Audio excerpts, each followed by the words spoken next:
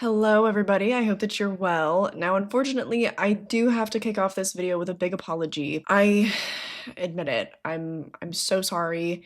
I take full responsibility for making an incredible joke about this movie on Letterboxd. More like 28 dicks swinging in the wind, am I right? Because there's a bunch of naked people in the movie. I am actually so sorry though, that was really low-hanging fruit.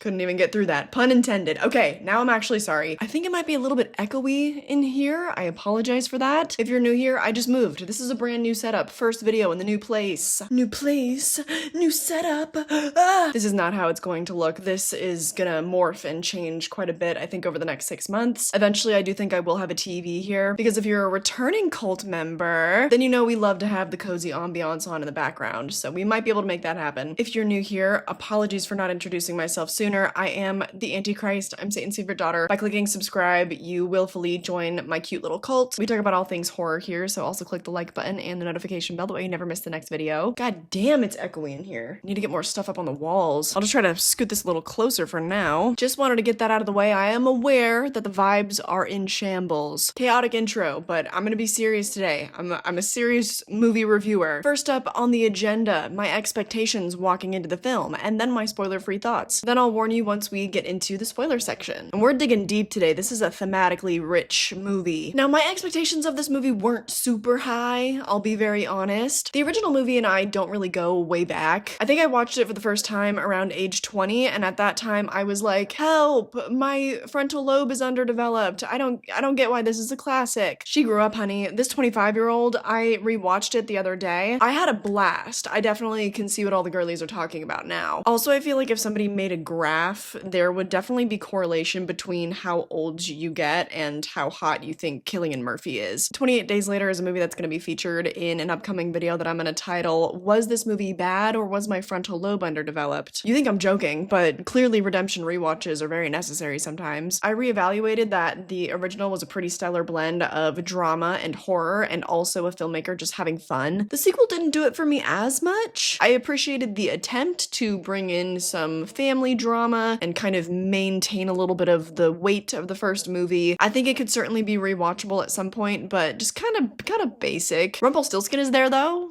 I was not expecting to see him. Once Upon a Time Hive? Rise up, rise up. So did I think that in this endless era of revivals, remakes, sequels, reboots, more Marvel Universe world building, that we would get another unicorn so soon after Final Destination 6? Not fucking likely. Danny Boyle, I do apologize. I was unfamiliar with your game except for these movies. All of his greatest hits are total blind spots for me. I'm sorry, babes. I didn't know until literally yesterday that he was the guy that made Slumdog Millionaire, Sunshine, 127 Hours. Okay, I haven't seen those, but I know that they're worth something. They're on the list. That might have built my hype a lot more. I guess we'll never know. I'm walking in with pretty medium expectations just because it is so rare that 20 odd years later you get a sequel that's just as good as the original. I walk into the theater and there is an older man seated in the seat directly next to me. Don't love that. I purposefully book my seat in like the corner of the disability row because of social anxiety. I don't like being around people in the theater. Ironic, I know, I'm aware. Not to mention he was just opening random apps on his phone until literally the very first scene of the movie. I'm not nosy, okay, yes I am. Sometimes I do love a good eavesdrop, but I don't look at other people's phones. I just was side-eyeing him because literally all the studio logos were playing and the music of the movie is starting, and I'm like, he's just opening his email, then he's closing that and he's opening up his message app, then he's closing that and he's just like opening and looking at his banking app, not even doing anything on them. Luckily, he did put his phone down immediately when the actual like opening of the movie began, but then there were many points throughout the movie where he would start loudly snoring. I'm sorry, tangent, but this flavors the experience a little bit. Movie theater story times can be fun, right? This is my PSA to you all. Sleep apnea is not a joke. It will literally take years off of your life. Okay, get tested, get a CPAP machine. Avoid sedatives and alcohol. I know it's Pride Month, but I feel we need to bring awareness to this as well, because it's not the first time that I have been in the theater and just have heard an older gentleman repeatedly start snoring. I found a study done in Korea. You can find this in the National Library of Medicine online. Mortality of patients with obstructive sleep apnea in Korea. The data was conclusive that the worse your sleep apnea is, the sooner you die. It would have been inappropriate of me to share this information with the gentleman next to me at the theater because I don't know his life. All I know is that poor man couldn't enjoy 28 years later because he was asleep for half of it. The whole theme of the movie is about embracing death anyways, so it was topical. Despite having a pretty disruptive movie watching buddy, I had a blast at the new 28 years later. Spoiler-free thoughts, finally, here we go. She's gonna stop talking about old men snoring. The beginning of the movie, I felt a little rocky on. I was only about halfway sold on the first act. There are some borderline bizarre editing choices made, such as including wartime footage. I think there's actually other movie footage inserted as well. Can't remember super clearly, but there is also the iconic performance of Rudyard Kipling's Boots playing over that footage and being intercut with the movie. It's happening as we're sort of being welcomed into the world of the zombies once more. It's just really, really in your face, and the cinematography has some of the chaotic textures of the original film. So I felt like I was watching a music video at first. It was giving me trouble just like sinking into the world. Totally gonna work for a lot of people. To me, it was a little try hard, okay? I work in the industry as well. I'm also a writer-director, and my preference is letting people just extrapolate whatever they will from my work. I kind of just try to let it, like, speak for itself. Time and place for dialogue without subtext, though, absolutely. Sometimes I'm like, hell yeah, say exactly what you mean, brother. But this was just giving me whiplash a little bit because I don't think that I need help to get there. If I'm assuming that these people have been living in these conditions, or, you know, humanity on this island have been living in these conditions for the past 30 years, that's an immediate click that, like, yeah, these people are probably similarly traumatized to soldiers. Duh. I feel like for me personally, the mood would come across without those editing choices. I just found it to unfortunately be really distracting more than anything else. But there are other stylistic choices later in the movie that really worked for me that I think won't work for others. So in that regard, I feel like it really is just to each their own. The crazy editing style is not present for the majority of the movie, I would say. It reappears during blips, during really intense moments of the movie, I think to its benefit, because it's used more sparingly and for emphasis, and I'm way into that shit. I think pure realism is for nerds, sorry. I'm not gonna say something dumb like, oh, what, this is a movie with such a deep thematic meaning inside the Trojan horse of a zombie film, because horror has always been the epitome of social commentary. I saw an article the other day, and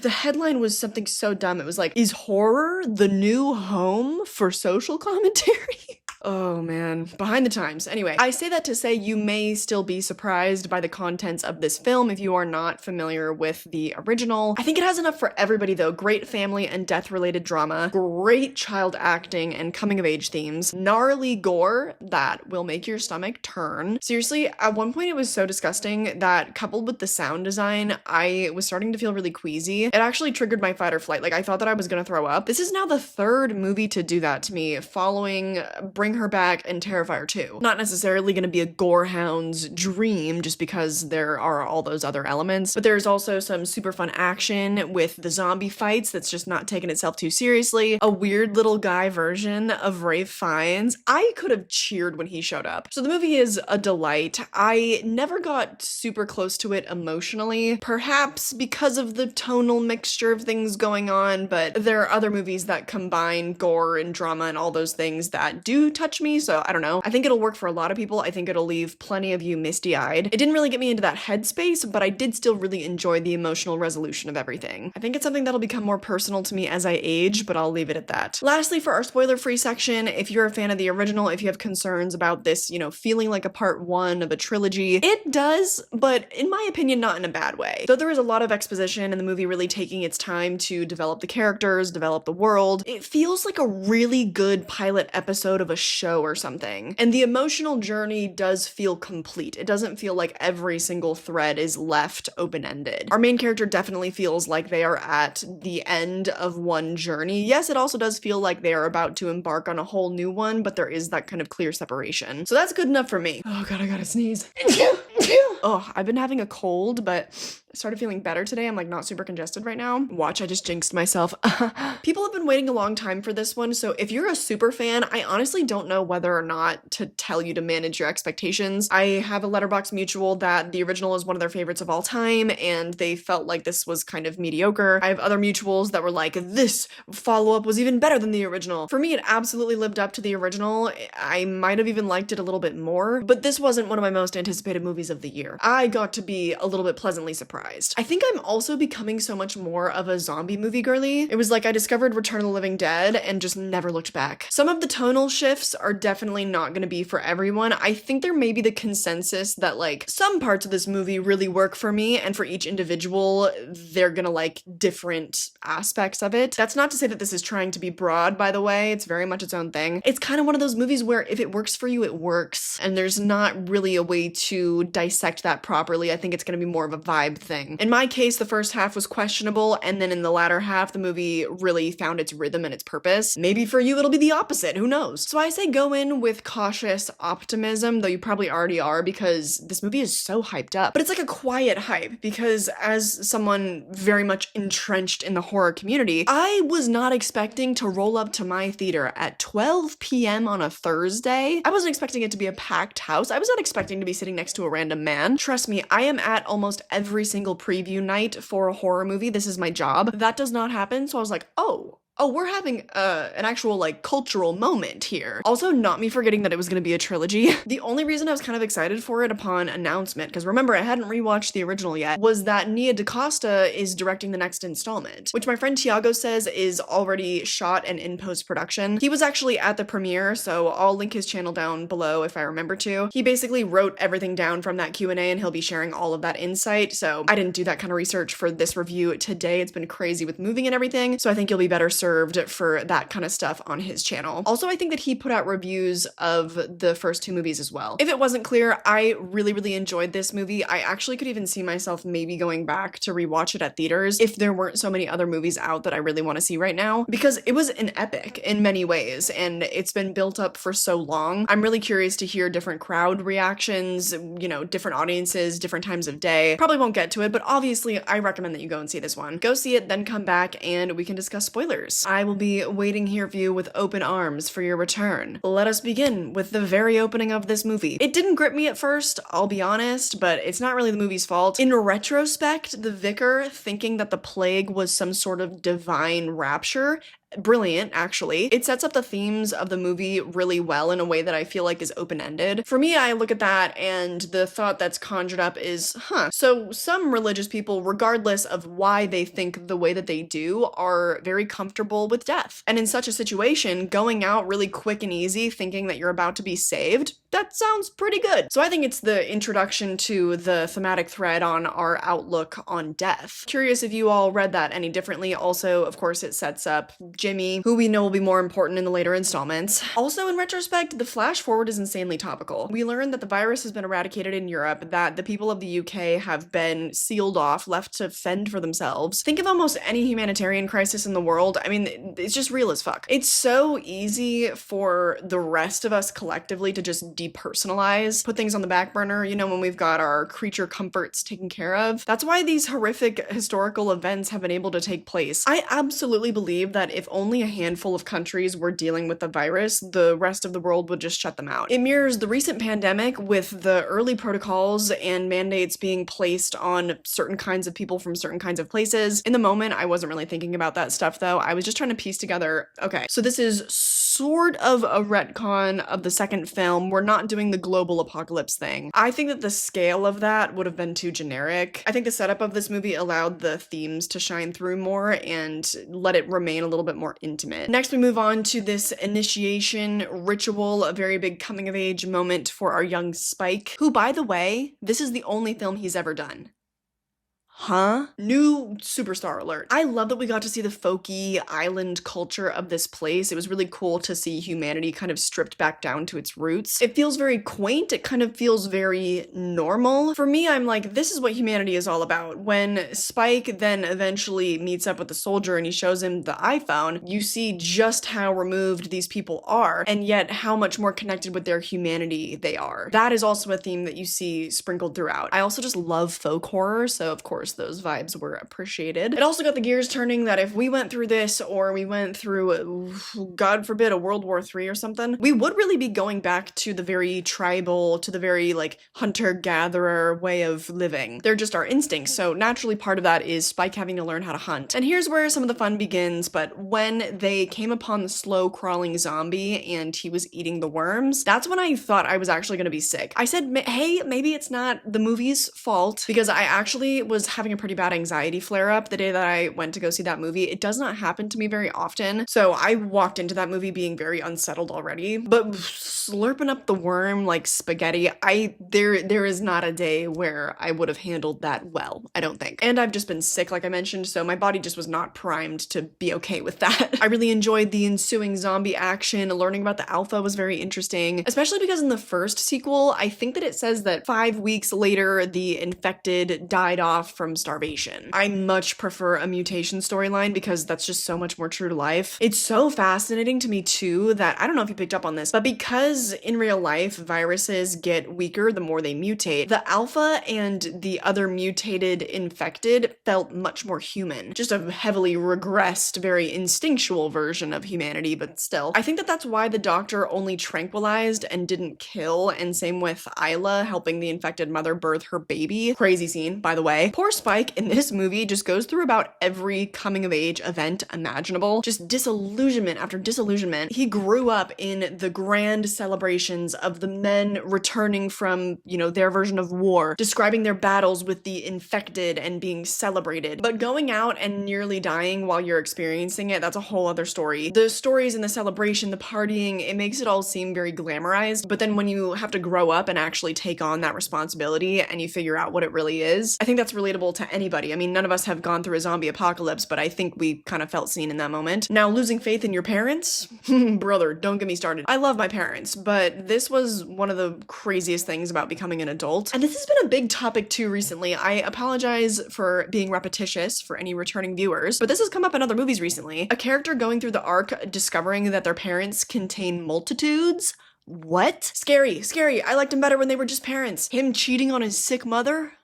Oof. I also love the journey that we as the audience get to go on, where from that moment, okay, we're not trusting of the father, but yet we still, at least I thought that Spike was being extremely naive, bringing his mother out into the infected world to try to get her help. For that to then turn, and then through him growing up in this story, Spike actually manages to get the damn thing done. He gets her help, yes, but finally, I think obviously the most impactful growing up moment, he has to learn that help doesn't always mean getting better, and he has to say goodbye to his mother. Like, Jesus Christ, did I miss anything? This poor child. How much growing up can a child do in one movie? I'm gonna backtrack a little bit because I kind of skimmed over some stuff. Love the Swedish guy. He made a very short role feel very memorable. Also, I think the only major laugh in my theater was when he showed Spike a picture of his fiance, and Spike said, "What's wrong with her face?" Because I think collectively, at least in the States, and maybe just like Western culture in general, I don't know, we're so far removed from reality at this point. We are living in the Hunger Games capital. The fact that so much pain is required for the modern beauty standard, only for us to end up looking completely inhuman, is actually not lost on most of us. I think we're very self-aware in the degradation of our self-value and how we pursue beauty, and yet we persist,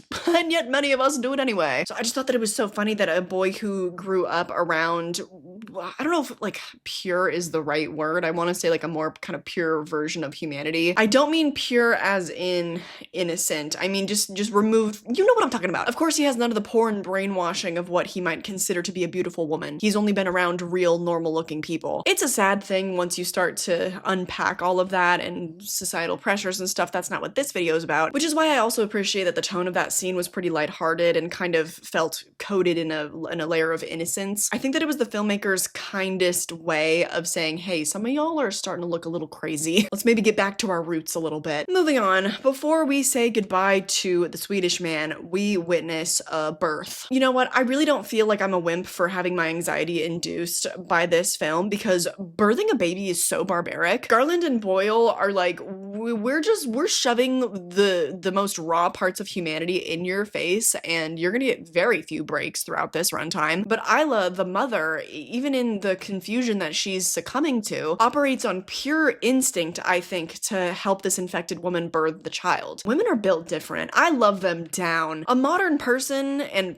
especially a modern man like the officer, would have just shot her up, killed her and the baby, not a second thought, because when you are removed, like this is what I was talking about earlier, when you're removed from the humanitarian crisis, it is so easy to depersonalize people that are being affected by it. That soldier likely viewed this infected woman as as an animal, as completely other, even though she birthed a completely healthy baby. Being stripped of all the modern comforts, being close to the situation, having spent so much of her life being part of this infected territory, not only did she just naturally have more empathy, but it was one mother helping another. I thought it was actually so beautiful. The magic of the placenta. So yeah, then we meet Ralph Fiennes. Thank God. I could have used so much more of Kelson. I sincerely hope that we do get more in the future installments. By this time, I was so settled into the movie that I forgot that he was in it. So I was like, wow, isn't this just a wonderful third act reveal? I already kind of went over the death of his mother. I think that's obviously where the thematic threads of this film come to a close. Death is inevitable. Sometimes it's for the best. We have to accept it. Everyone that we love will die. And embracing it is not crazy, by the way that the village people perceived Kelson to be. He was this pariah and isolated on the mainland, but in reality, embracing death is healthy. It helps you to celebrate life more. We're all waiting for it, but what are you doing with that time? So go on to live, Spike Will. After going through all of that, going from being a child to a man at way too young of an age, very tragic story, the next installment, it seems like they're setting it up for him to truly find himself. So I'm really excited for more of his character development. I know that a lot of people will take issue with the very ending being a pretty big tonal shift.